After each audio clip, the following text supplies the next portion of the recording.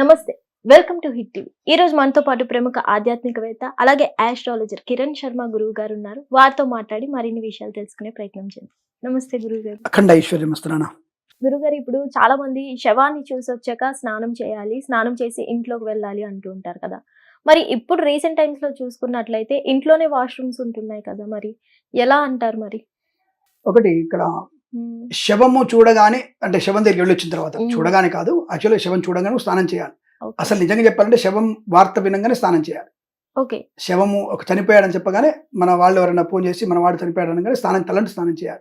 అది ఎక్కడ ఉన్నా సరే, ఎక్కడ కనిపి అమెరికాలో ఉన్నా సరే, లండన్లో ఉన్నా సరే, ఎక్కడ ఉన్నా సరే స్నానం చేయాలి, తలంటి స్నానం చేయాలి. ఎందుకంటే ఆయనతో రుణం తీరిపోద్ది, మనకి ఆ స్నానంతో రుణం తీరిపోతుంది. ఎక్కడో దగ్గర ఆయనతో టిఫిన్ చేసాము, కాఫీ తాగాము, ఏదైనా రుణం ఉంటుంది. రుణం ఉంటేనే మనకి ఇన్ఫర్మేషన్ వచ్చిందిగా, రుణం లేకపోతే ఇన్ఫర్మేషన్ రాదుగా.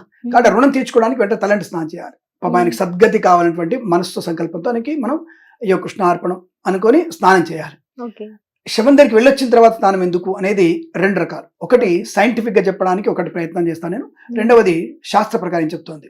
ఒక శవం చనిపోయిన తర్వాత 16 రకాల ప్రేతాత్మలు ఆయన చుట్టూ ఉంటాయి. ప్రేతాత్మలు మనకు కనబడతాయా అంటే, నీ కర్మ కాలితే కనబడతాయి, మన కర్మ కాలిపోతే కనబడవు. అవి ఎలా కనబడతాయి? అందుకే చనిపోగానే ఇంటి ముందర ముగ్గు వేయద్దంటారు. అంటే మనం పెట్టేటువంటి ఏ పదార్థమైనా సరే అవి తినేస్తాయి. ఎవరు ఆ ప్రేతాత్మలు ఎవరు అంటే, ఎక్కడైతే శవం ఉంటుందో అక్కడికే వస్తాయి. ఎందుకంటే వాళ్ళ పిల్లలు ఎవరైనా సరే తర్పణాదులు కానీ పిండ ప్రదానాలు చేయకపోతే వాళ్ళు అలమటిస్తూ ఉంటారు. త్రిశంకు స్వర్గాల మధ్యలో ఉంటారు వాళ్ళు. బట్ ఇటు పైకి పోలేక కింది పోలేక నానా యాతనలు పడుతుంటారు. అటువంటి ప్రేతాత్మలన్నీ శవం చుట్టూ చుట్టుకొని ఉంటాయి. అక్కడ వెళ్ళినప్పుడు ఆ శవాలలో మనం కూడా చూస్తుంటాయి అవి. అరే వీడి ఇంట్లో అయినా పెడతాడేమో చూద్దాం, మనల్ని ఆవహించుకునే అవకాశం ఉంటుంది. కాబట్టి మనం తప్పకుండా ఇంటి బయటనే స్నానం చేయాలి. ఒకవేళ శవాన్ని చూడడానికి వెళ్ళినప్పుడు నేరుగా మీరు శ్మశానానికి వెళ్ళినా పర్లేదు, లేదా మీరు ఏదైనా హోటల్కి వెళ్ళి హోటల్లో స్నానం చేసి వచ్చినా పర్లేదు. అంటే హోటల్ వాళ్ళకి అంటితే పర్లేదా అంటే, అక్కడ సముదాయం, అది సాముదాయకమైనటువంటి స్నానగది.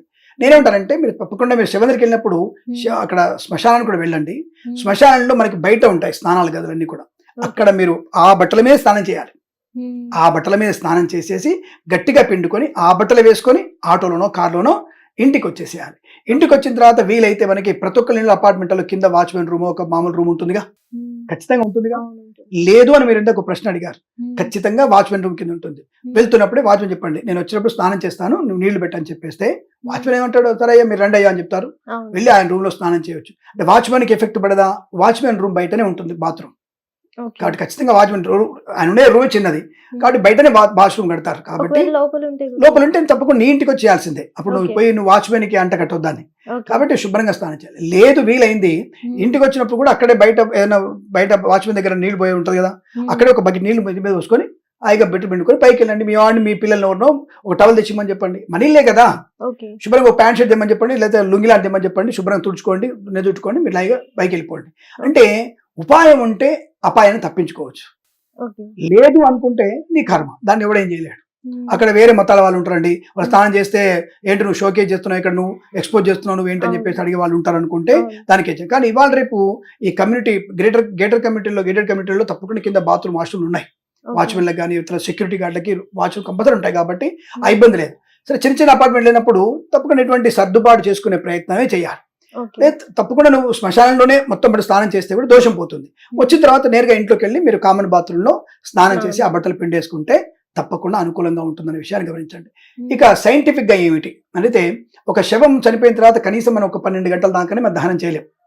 12 hours పడుతుంది. కానీ బంధువులు రావాలి, అందరు రావాలి, పంతులు గారు రావాలి, దానికి కార్యక్రమం చేయాలి. చేస్తున్నప్పుడల్లా కూడా దాంట్లో ఒక టైప్ ఆఫ్ బ్యాక్టీరియా ఉత్పన్నం అవుతూ ఉంటుంది కదా, నెగిటివ్ ఎనర్జీ ఉత్పన్నం అవుతుంది కదా. అది శవాన్ని ముట్టుకున్నప్పుడు చేసినప్పుడు ఆయనకు ఉండేటువంటి బ్యాక్టీరియా మనకు అంటుతుంది కదా. ఆ బ్యాక్టీరియా దగ్గో, జ్వరమో, జలుబో, అయితే చనిపోయిన వాళ్ళు కంపల్సరీగా మలమూత్ర విసర్జన చేస్తారు వాళ్ళు. అదంతా కూడా పట్టుకుంటాం మనం, పట్టుకోవాల్సింది కదా. ఎంత స్నానం చేయించినా మనకి అది అంటుకుంటుంది కదా, అంటే మనకి ఆ బ్యాక్టీరియా మనకు అంటుకుంటుంది కదా, దానివల్ల అంటురోగాలు వస్తాయి. కాబట్టి అటువంటి అంటురోగాలు కలిగించడానికి శ్మశాన దేవ స్నానం, ఇంటికి వచ్చాక శుభ్రంగా స్నానం చేస్తే మనకి రోగం కూడా రాకుండా ఉంటుంది. ఈ రకమైనటువంటి ఒకటి ప్రేతాత్మలని మనం తప్పించుకునేటువంటి స్నానం ఒకటి, స్నానం చేస్తే దగ్గర రావు కాబట్టి అదొకటి. మనము బ్యాక్టీరియా రాకుండా, ఇటువంటి ఇతరుల నుంచి సంక్రమించే రోగాలు రాకుండా మనం చేసేటువంటి స్నానం వల్ల మనకి ప్రశాంతం ఉంటుంది. ఇది ఏ మతం అయినా చేయాల్సిందే, హిందువులే చేయాలా, ముస్లిం చేయాలా, క్రిస్టియన్ చేయాలి ఉండదు. ఏ మతం అయినా సరే ఇవి తప్పకుండా ప్రతి ఒక్క వ్యక్తికి ప్రేతాత్మను చుట్టుకొని ఉంటాయి. ఓకే. వాడికి ప్రేతాత్మలకి పైన వాడు తెలియదు, దీని క్రిస్టియనా ముస్లిం వాడు తెలియదు. ఓకే. వాడు మనిషి వచ్చాడు, వాడికి అంటుకుంటాయి అవి. ఓకే. కాబట్టి ఒక్కొక్క మతంలో ఒక్కొక్క రకమైనటువంటి శవదహనాన్ని, శవంని ఖననం చేయడం లాంటివి ఎక్కువగా ఉంటాయి. అలా చేయడం వల్ల స్నానం చేస్తేనే మనకి ప్రశాంతత ఉంటుంది, లేదా రోగాలు రాకుండా ఉంటాయి, లేదా అనేక రోగాలు వచ్చేసి మళ్ళీ మన ఇంట్లో శవం లేస్తుంటే అర్థం ఇదే. అంటు రోగము, భయము, ప్రేతాత్మలు పట్టుకోవడం వల్ల ఇంట్లో దరిద్రం సంభవించడము, పిల్లలకి చికాకులు ఇవ్వడము, ఇవన్నీ కూడా జరిగే అవకాశం ఉంటుంది. కాబట్టి ఈ కారణం చేతనే ఆడవాళ్ళని శ్మశానం రానివ్వరు. శ్మశానానికి వచ్చి మళ్ళీ వాళ్ళ స్నానం ఎక్కడ చేస్తారు, అయినా కొంతమంది స్నానానికి వెళ్తారు, వెళ్ళి స్నానం చేస్తారు కొంత ఆడవాళ్ళు కూడా. ఇక్కడ ఆ పడిబిడ్డతోనే వస్తారు, పచ్చిబిడ్డలతోనే ఇంటికి వచ్చేస్తారు వాళ్ళు, గట్టిగా పిండుకొని పచ్చిబిడ్డలతో ఇంటికి వచ్చి మళ్ళీ స్నానం చేస్తారు వాళ్ళు. కాబట్టి ఇట్లా మనకి 2 రకాల ప్రమాదాల నుంచి బయటపడడానికి శవాన్ని చూసిన వెంటనే, శవాన్ని ముట్టుకున్నా కానీ, శ్మశానానికి వెళ్ళినా కానీ తప్పక స్నానం చేస్తే మనకి ప్రశాంతత. 3వది ముఖ్యమైనది, రుణానుబంధం తొలగిపోతుంది. అంటే వాడిని చూసి వాడి దగ్గరికి వెళ్ళి నమస్కారం చేసుకొని, ఆవిడకి కానీ ఆయనకు కానీ నమస్కారం చేసుకొని, ఆయన సద్గతులు పొందాలి నీకు, అంటే మంచి స్వర్గప్రాప్తి పొందాలని కోరి నమస్కారం చేసుకొని వస్తే, ఆ నమస్కారం చేసుకొని శవం కాలిన తర్వాత, అంటే కపాల మోక్షం అంటారు దాన్ని, తల పగిలిపోతే కపాల మోక్షం అవుతుంది. ఆ కపాల మోక్షం అయిన తర్వాత అప్పుడు స్నానం చేయాలి అందరం మనం. అంటే అక్కడ మన రుణం తీరిపోతుంది అనే విషయం. ఎవరికి ఉంటుంది మిగతా రుణాలు? ఆ ఇంట్లో ఉన్నటువంటి ఎవరికైతే చనిపోయిన వాళ్ళ పిల్లలకు మాత్రం రుణం 12 రోజుల వరకు ఉంటుంది.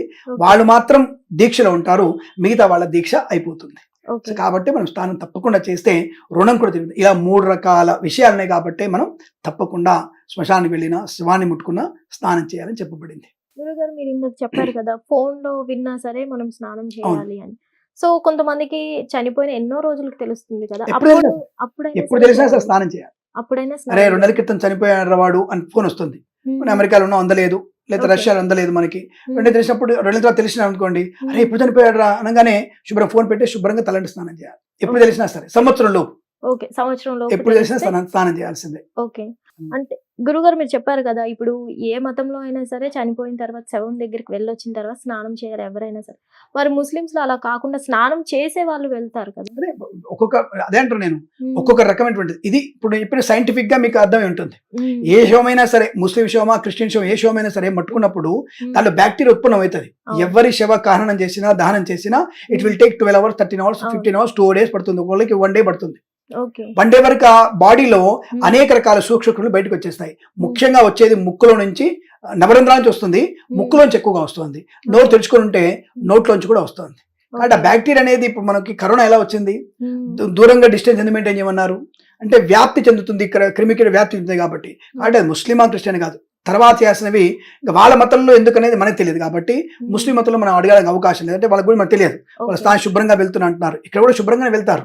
ఇక్కడ వీళ్ళందరూ కూడా శుభ్రంగా స్నానాలు చేసి, విభూతులు పెట్టుకొని, గంధాలు పెట్టుకొని, శవానికి కూడా స్నానం చేయించి, కొత్త వస్త్రాలు వేసి, పులదండ వేసి, ధూపము, దీపము, అగరబత్తి వేసి, హోమం చేసి అప్పుడు వెళ్తారు వీళ్ళు ఇక్కడి నుంచి. వీళ్ళు ఇంకా శుద్ధిగా వెళ్తారు. వీళ్ళు అక్కడ వాళ్ళు స్నానం చేసి వాళ్ళు శుద్ధిగా వెళ్తారు. ఎవరు వెళ్ళినా సరే తర్వాత స్నానం చేసే ప్రక్రియ మీకు చెప్పాను, రుణం తీరిపోవడానికి ఒక ప్రక్రియ ఉంది. మరి వాళ్ళ దాంట్లో ఏదో రుణం తీరుతో మనకు తెలియదు, అంటే వాళ్ళ మతానుసారంగా మనకు తెలియదు. కాబట్టి శవాన్ని ఖననం అయిన తర్వాతనే స్నానం చేయాలి, అప్పుడే బంధం విడిపోతుంది. బంధం విడిపోదు కదా. ఈ ప్రేత బంధము, అంటే ఈ శవాన్ని కూడా ప్రేత అంటారు, ప్రేత రూపంలో ఉంటాడు ఆయన. అంటే 12 రోజుల వరకు ఆయన అక్కడే తిరుగుతూ ఉంటాడు. మన ఇంటికి, ఆ ఇంటికి, ఎవరి మీద ఆయనకి ఇష్టం ఉందో, ఆమెకి ఇష్టం ఉందో వాళ్ళు తిరుగుతూ ఉంటారు వాళ్ళు. కాబట్టి మన కర్మకాండాలు చేయాలి, 12 రోజుల కర్మకాండాలు చేయాలి. చేయడం వల్లనే, పిండ ప్రదానం చేయడం వల్లనే, నూనె పెట్టడం వల్లనే తృప్తి పొంది ఆ తర్వాత వాళ్ళ ప్రయాణాన్ని స్టార్ట్ చేస్తారు, స్వర్గలోకానికి ప్రయాణం స్టార్ట్ చేస్తారు. అందుకే ప్రతి మాసికం కూడా పిండాలు, తర్పణాలు పెట్టి అందరిని పిలిచి భోజనం పెట్టాలి. సంవత్సరం విముఖం తర్వాత వాళ్ళకి శ్రాద్ధ కర్మలు చేసి అప్పుడు సపిండీకరణ అంటారు, అంటే పెద్దలతో కలిపేస్తారు. అప్పటి నుంచి వాళ్ళ సంవత్సరం ఒక రోజే మనం వాళ్ళకి అన్నం పెడతాం, అది పిండ ప్రదానం చేస్తాం. కాబట్టి ఎవరైనా సరే శవ దహనం కరణం తర్వాత స్నానం చేయాల్సిందే. అలా చేస్తేనే బంధం విడిపోతుంది, లేదా బంధం అట్లాగే ఉంటుంది. గురుగారు, ఇందాక మీరు చెప్పారు కదా, ఒక శవం ఉంది అంటే ముగ్గు కూడా వేయరు అని. కొంతమంది వంట చేయరు, స్టవ్ ముట్టించరు, వీటన్నిటికీ సంబంధం ఉంటుంది? తప్పకుండా ఉంటుంది. అంటే చెప్పా కదా, ప్రేత అనేది ఎవరింట్లో అక్కడ ఏం కనబడితే తినడానికి వచ్చేస్తుంది. కాబట్టి ఊళ్ళల్లో మీకు బాగా గుర్తుపెట్టుకోండి, ఊళ్ళల్లో ఒక శవం కనుక, అంటే ఒక మరణం జరిగితే మాత్రం స్టవ్ వెలిగించారు ఎవరు, పిల్లలు కూడా ఎవరు, కానీ పాలు తాపిస్తారు పిల్లలకి. అంటే పాలు కాబట్టి వెనకకి పోయి పాలు కాబట్టి పిల్లలు తాపిస్తారు. కాబట్టి పిల్లల మీద ప్రేతాత్మ ప్రభావం ఉండదు కాబట్టి వాళ్ళు ఎవరు కూడా పోయి ముట్టియారు. ఆ ఊళ్ళో మొత్తం శవం వెళ్ళిపోయేంత వరకు ముట్టియారు వాళ్ళు. ఎందుకంటే అరే మనోడేరా, మనోడు చనిపోయాడు, అక్కడ మాల, మాదిగా, బ్రాహ్మణం చూడరు వాళ్ళు. అరే మనోడు రా, మన ఇంటి, మన గ్రామంలో రా చనిపోయాడు అని చెప్పి అందరూ అక్కడే ఉంటారు. అవును. అక్కడే ఉండి అక్కడే శవం పోయేంత వరకు ఏడుస్తూ బాధపడుతూ ఓదారుస్తుంటారు కాబట్టి ఎవరు కూడా స్టవ్ ముట్టించేటువంటి అవకాశం ఉండదు కాబట్టి ఊళ్ళలో చేయరు. ఇక పట్టణాల్లో ఎదురుగా శవం ఉంటే కూడా ఇక్కడ శుభ్రంగా చికెన్ మటన్ తినేటువంటి స్థాయికి దిగజారిపోయాం మనం. అవును. అంటే ఒక్కొక్కరికి లేకుండా పోయింది. అంటే ఒక బంధము, ఒక ప్రేమ, ఆప్యాయత, కనికరము అవి లేకుండా పోయినాయి. అదే మనకి పట్టణాల్లో పెరుగుతున్నటువంటి బీభత్సమైనటువంటి దౌర్భాగ్య స్థితి ఇదే. ఒకరి మీద ఒకరికి ప్రేమలు, వాత్సల్యం లేకపోవడం. కానీ గ్రామాలు ఇప్పటికి ఉంది, అది పాటిస్తున్నారు వాళ్ళు. అందుకే ముగ్గు వేయరు. ముగ్గు వేసిందంటే అక్కడ అన్నం వండితే ఆ ప్రేత అన్నం దగ్గరికి వచ్చేస్తుంది, అన్నాన్ని అది స్వీకరిస్తుంది. ముగ్గు వేస్తే కూడా ముగ్గు మీద ఆ ముగ్గు తినేస్తుంది. ముగ్గు అంటే ఇప్పుడైతే రాయి ముగ్గు కాదు, బియ్యపిడితో ముగ్గేసేవాళ్ళు. అందుకే బియ్యపిడి ముగ్గేస్తేనే ఆ ప్రేతలు వస్తాయి. రాయి ముగ్గు వేసుకోవచ్చా?